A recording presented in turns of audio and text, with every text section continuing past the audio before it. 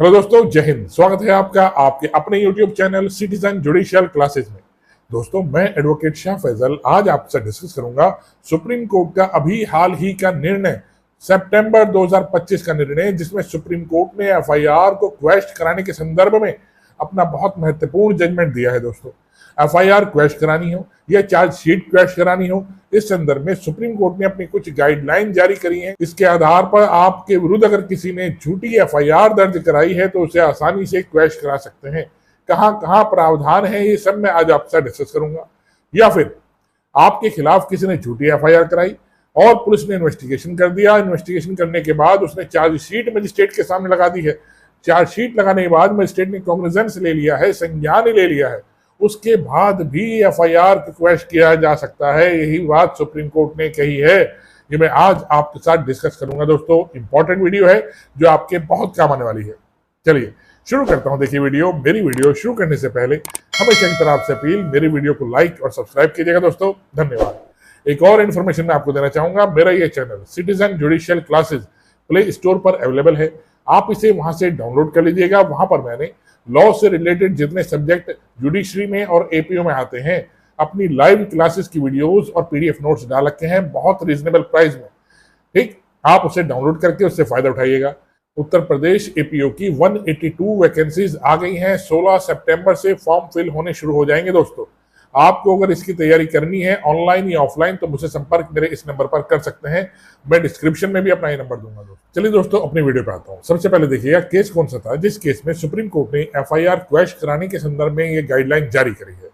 Pradnya Pranjal Kulkarni versus state of Maharashtra 2025 Supreme court.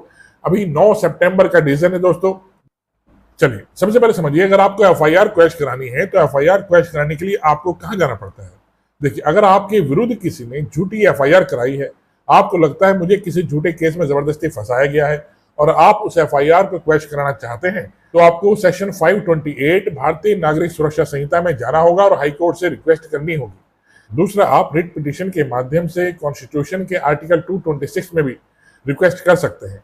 तो कब मुझे 226 लगानी है और कब 528 लगानी है, इसी संदर्भ में सुप्रीम कोर्ट ने स्पष्ट तौर पर समझाया है। दोस्तों, देखिए, आपके विरुद्ध अगर किसी ने झूठी एफआईआर दर्ज कराई है तो झूठी एफआईआर के लिए आपको उसे क्वेश्चन कराना होगा। तो एफआईआर क्वेश्चन कराने के लिए या चार्जशीट को क्वेश्चन कराने के लिए, या फिर आपके खिलाफ किसी ने झूठी एफआईआर कराई है, उस झूठी एफआईआर के आधार पर पुलिस ऑफिसर ने इन्वेस्टिगेशन कर लिया और 90 डेज के अंदर चार्जशीट मजिस्ट्रेट के सामने लगा दी है और मजिस्ट्रेट ने ऑर्डर कर दिए हैं समन के या वारंट के आपके विरुद्ध, तो आपको इसको क्वेश्चन कराना है। सुप्रीम कोर्ट ने स्पष्ट किया, अगर आपके विरुद्ध किसी व्यक्ति ने झूठी एफआईआर दर्ज कराई है और उस झूठी एफआईआर के आधार पर पुलिस ऑफिसर ने इन्वेस्टिगेशन स्टार्ट कर दिया है, इन्वेस्टिगेशन हो गया है कंप्लीट और उसके बाद उसने चार्जशीट लगा दी है। अब देखिए, चार्जशीट जब लग जाती है और उसके बाद आप रिट पिटीशन के माध्यम से हाई कोर्ट जाते हैं, तो आप अब नहीं जा सकते 226 आर्टिकल को लेकर कि सर मैं एफआईआर क्वेश्चन कराना चाहता हूं। अब आप नहीं जा सकते, पहले जा सकते थे।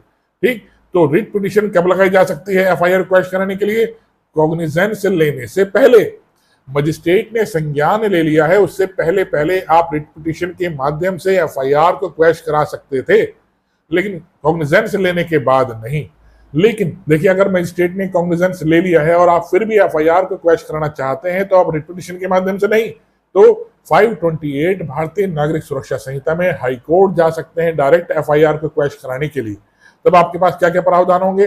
सर मुझे एफआईआर क्वेश्चन करानी है, मेरे विरुद्ध किसी ने झूठी एफआईआर दर्ज कराई है और उसके आधार पर पुलिस ऑफिसर ने चार्जशीट लगा दी है और जो मजिस्ट्रेट ने संज्ञान लिया है वो भी गलत लिया है।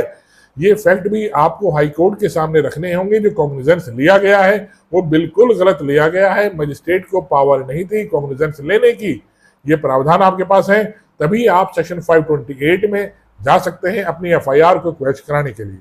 सेक्शन 528 में आपको एप्लीकेशन लगानी है जिसमें आपको सारे फैक्ट अपने दर्शाने हैं कि झूठी एफआईआर है, उस एफआईआर के आधार पर चार्जशीट लगा दी है और मजिस्ट्रेट ने भी गलत संज्ञान लिया है, उसको संज्ञान नहीं लेना चाहिए था।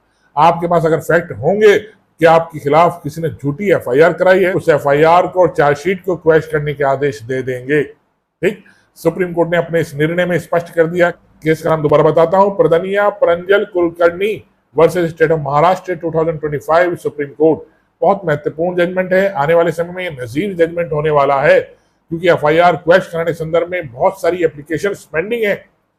ठीक, हाईकोर्ट के पास क्या एफआईआर रिक्वेस्ट किस तरीके से किया जाए, तो सुप्रीम कोर्ट ने बता दिया है कि अगर चार्जशीट लग गई है और मजिस्ट्रेट ने कॉग्निजेंस ले लिया है तो आप रिट पिटीशन के माध्यम से नहीं जा सकते, लेकिन सेक्शन 528 जो पहले 482 था सीआरपीसी में, आप इसके माध्यम से हाईकोर्ट जा सकते हैं और इसको भी क्वेश्चनाइज कर सकते हैं कि मजिस्ट्रेट ने जो संज्ञान लिया है वो बिल्कुल गलत लिया है और ये एफआईआर बिल्कुल झूठी थी, चार्जशीट गलत लगाई गई है।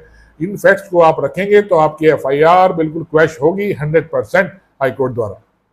आशा करता हूं मेरी वीडियो समझ में आई होगी दोस्तों। आइए इसे लाइक और सब्सक्राइब कीजिएगा और जो मेरा चैनल प्ले स्टोर पर है उसे डाउनलोड जरूर कर लीजिएगा और उससे फायदा उठाइएगा। अपने चैनल का लिंक मैं अपनी वीडियो के डिस्क्रिप्शन में डालूंगा जिससे आप उसे आराम से डाउनलोड कर सकते हैं। धन्यवाद दोस्तों, जय हिंद।